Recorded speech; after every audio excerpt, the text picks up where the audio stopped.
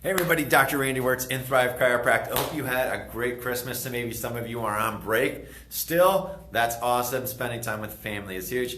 I'm in here taking care of some great people today, a Friday. But hey, we're going to talk about this one particular nerve, the vagus nerve. It actually runs down from your head. It's a nerve that actually attaches directly to your brain. It doesn't go through the spinal cord and out through the spine and talks to your bodies. It actually talks right here and it runs right down both sides, but this side on the left goes all the way down, all the way to the stomach. So that's how you're able to, the brain can communicate with the stomach directly through this. But more importantly, how does this show up in a child, especially a person that does, or a child that has a compromise to this nerve? So let's face it, let's just do a rehash here.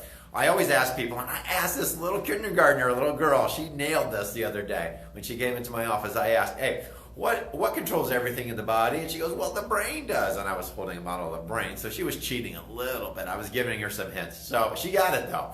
And I go, it talks to the brain. It has to talk to the body through like little wires and little nerves. And she got it. And I go, what would happen if those nerves did not work properly? She goes, well, I wouldn't work. And you're exactly right. She was exactly right. It's as simple as that. And those nerves are a two-way pathway. The body needs to talk to the brain to let it know what's happening, and the brain needs to talk to the body to tell it what to do. So with this specific nerve, this nerve controls tons of things. Anywhere from the heart function and actually voice box. So sometimes people will get hoarse if this nerve's affected as well, or swallowing, some issues with swallowing. But some big ones here are digestion, an immune system, and behavior. So we're going to hit on those. So digestion, where do we see this in the little kid that is having issues with digestion? Well, first of all, that this nerve controls a lot of the stomach, and this nerve's primary function is for rest and digest. It's here to calm it down, put the foot on. So we have a stress response, which is great when we're getting chased by a tiger, but we shouldn't live there every day. And if these children don't have this nerve, it really can't stop its foot on the brakes to slow the body down, and we just... we're getting chased by a tiger all the time. This is for rest and digest. It helps a child relax, and it helps the body to add to our body, not take away from our body. So when we talk about the vagus nerve, remember that nerve that comes right down here, we're going to talk about digestion. How does that show up right away? Well, if it's issues with swallowing, there's other nerves that deal with swallowing too, but this plays a part in it as well. This nerve's affected, and what's important is this, it sits right in front of the first bone in your neck. So any misalignment with that bone or irritation with that bone is going to affect this nerve. I see it time and time again. I can follow the pathway. When people come in and they'll say, I have this symptom, this symptom, this symptom, this symptom, I'm the electrician of the body. I'm checking out, hey, what nerve is that? What nerve? What are the common nerves? And I'm retracing them back. So it's kind of neat to see that. But this nerve with digestion, we'll see it with babies with colic, and they're spitting up and they have reflux. That's where it starts. Later on, it'll be an upset stomach with men and adults. Acid reflux. They're popping the tums all the time. We see that. Now, there's other causes when we get older too, such as hiatal hernia. I'm not taking away from that, but this is a very simple place to start. So, and then the immune system function. Where does it show up in immune system function? Well, considering that the gut is 85% of our immune system, and the bacteria in that gut, it needs a great environment to grow.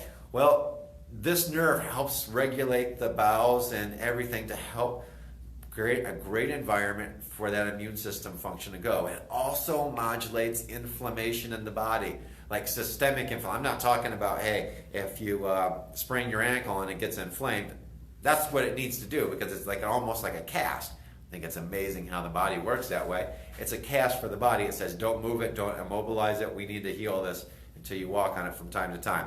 But a total inflammation in the body, especially in the bowels. So there again, another digestion function. And just because we're eating things doesn't mean that we're taking the nutrients in. So having that inflammation in the body and making sure it's regulated, that's what we need. So the fight or flight symptom, the opposite of this vagus nerve, is going to raise the inflammation and it's going to increase it. Well, this vagus nerve helps modulate it and down regulates the inflammation in the body, so we're not in a concentrative inflammation all the time. Okay? Concentrative inflammation will create autoimmune different conditions later on in life. So, but then we see people that with the immune system function as far as inflammation, but kids with like earaches and ear infections or chronic colds all the time, where does this nerve affect that as well? So we start to see a pattern. And then behavior. This is for relaxation. It modulates the emotions. More or less, you're not doing these huge swinging emotions like I'm crying, I'm happy. It modulates the emotions. So it controls and relaxes the body. We talk about kangaroo time. Well, there's a branch of this nerve that actually is right here on the skin. And when you have a baby, the best time when our daughter was born is dad, get your shirt off, get that right on the skin. We're going to put that right on the skin, and that's called kangaroo care because that baby can sense that. It's oxytocin release, it's relaxation, it's bonding hormone, and it helps modulate that as well. And so we start to see that just having that contact with the skin will help behavior, but also if this nerve is not allowed to communicate with the brain and there's a disconnection, well, behavior starts to become a problem. ADHD, ADD, obsessive compulsive, autism in its worst cases as well. Those are some things that will start to have an effect on a child. And you start to see this as a pattern. A child that has ADHD, 75% of the time, they had colic as a kid. There's immune system type issues as well, where they're chronically sick, or they're taking or they're taking some antibiotics, and a lot of the time up until the first couple days or first few years of life as well. So those are the three areas that this controls. Now, how does it get this way? Well, it can happen because of intra-uterine constraint. Baby can lay face, their head's like this, they're twisted, especially birth trauma. We talk about a normal birth, well, they'll turn and twist the head, and a cesarean, well, they'll take the baby and they'll lift it up by the head. Now, gotta tell you, somebody that's my baby girl, there'd be some fisticuffs found in, all right? Trauma is trauma, and I know that might be the case that for the delivery and for C-section that may have to happen, but realize that there's repercussions of that as well that happens further on in the child's life.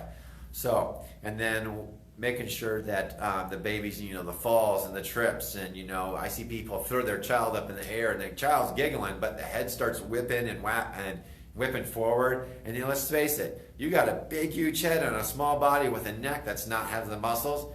That becomes a problem later on, and it carries on throughout life. And if they're in a stressful environment, in a stressful house, that will carry on through life as well and take care of things.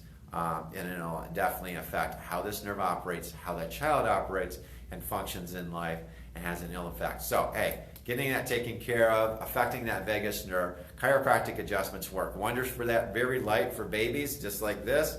Really small, really light, and it gradually gets better. And we use special devices, so it's very gentle when the baby's born, or actually as they become toddlers as well, and all the way through adolescence too. Hey, hope this was helpful for you. You might say, hey, that sounds like my child. They have this, they have the colic, they have an immune system, they're inflamed, they have the reflux, their behavior's off, they throw temper tantrums all the time, they're anxious, what is happening? That sounds like my child. Might be a place to call, or it might be a place to, hey, just come in for a consultation and say, what's going on? Be happy to help. Or if you know somebody, share this, share this with them, because it's going to help them in the long run, and I know they're going to thank you for it too. Hope you have a wonderful, wonderful Friday, a great rest of the weekend. New Year's coming up. We're going to be talking about how do you help raise a healthy kid for this January. So, keeping your children healthy. It's a lot focused on just being preventive. Let's face it, I know you make your kids brush your teeth at least once, hopefully twice, maybe more. Floss the teeth well. You take care of yourself that way. How do we keep the rest of your body working well and your child's body working well throughout this next coming year too? And a lot of it is to do with you. So have a great Friday. God bless. Take care. Bye-bye.